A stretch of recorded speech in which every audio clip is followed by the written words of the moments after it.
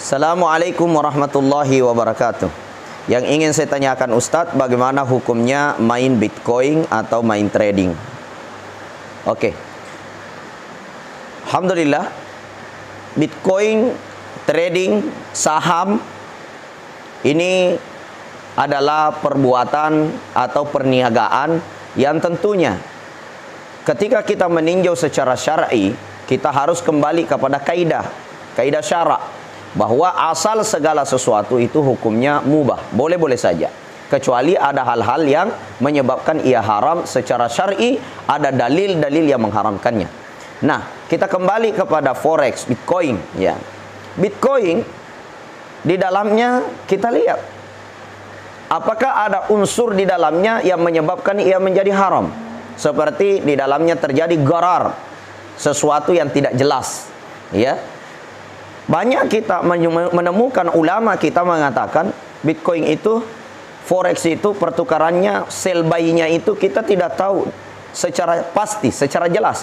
Menurut saya justru trading forex atau Bitcoin ini sangat jelas, karena Bitcoin itu sudah terdesentralisasi oleh suatu platform yang disebut dengan blockchain ya.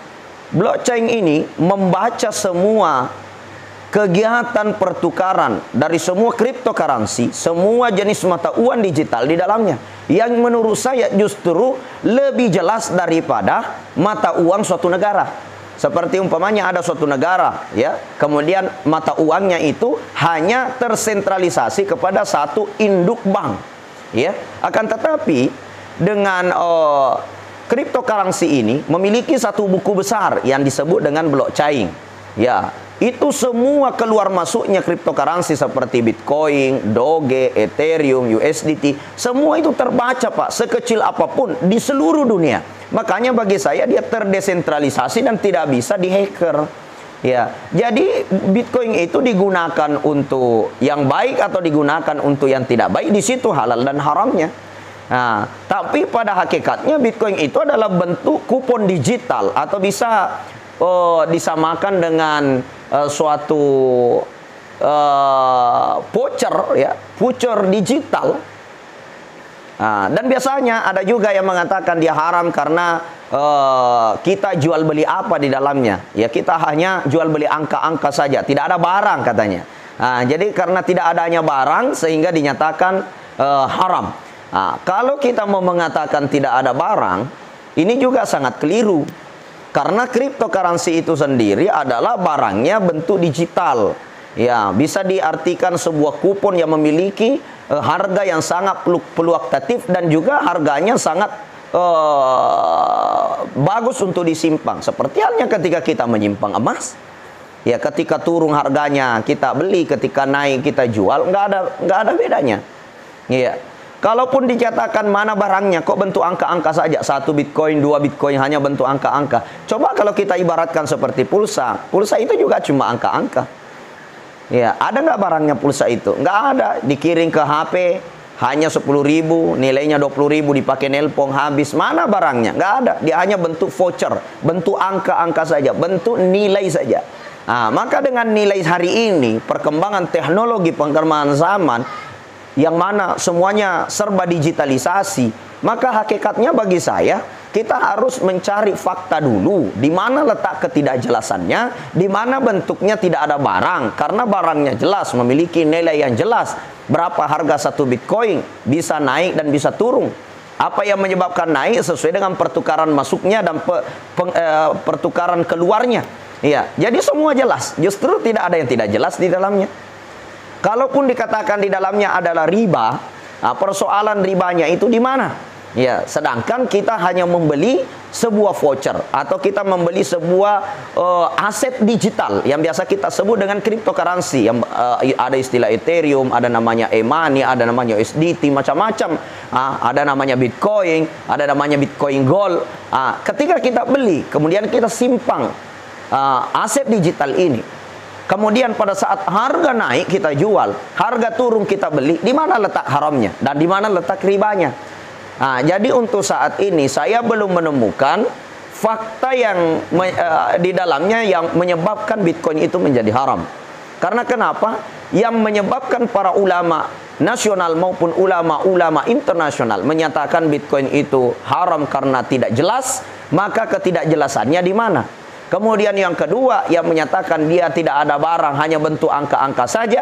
Lalu bagaimana orang jual voucher listrik? Bagaimana orang yang jual voucher HP? Bagaimana dengan orang yang menjual kupon yang memiliki nilai dan harga? Seperti bank menjual sebuah kupon, kemudian dihadiahkan mobil ketika kuponnya terkumpul banyak.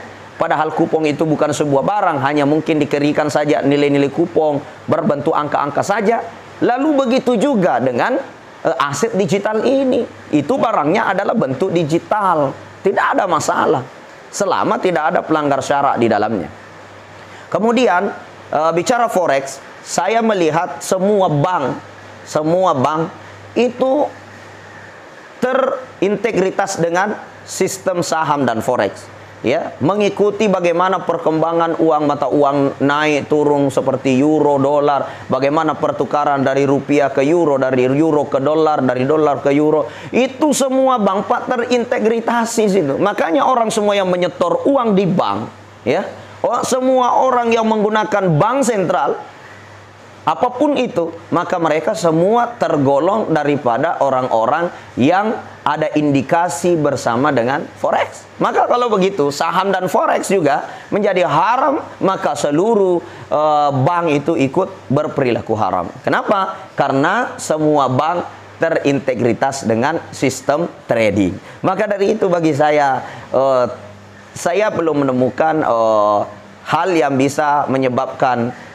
forex secara mutlak itu haram, Bitcoin secara mutlak itu haram. Akan tetapi siapa yang menggunakan forex, siapa yang menggunakan Bitcoin, siapa yang menggunakan trading itu, entah trading itu digunakan dengan trading cara syar'i, ya, dengan sistem bagi hasil mudharabah yang syar'i, atau dengan cara ribawi. Begitupun dengan Bitcoin digunakan dengan sistem alat yang main judi, sistem alat yang sistem yang digunakan untuk geng-geng online yang terlibat dalam maisir, permainan judi, atau digunakan kepada hal-hal yang haram, maka dia menjadi haram, bukan karena Bitcoinnya.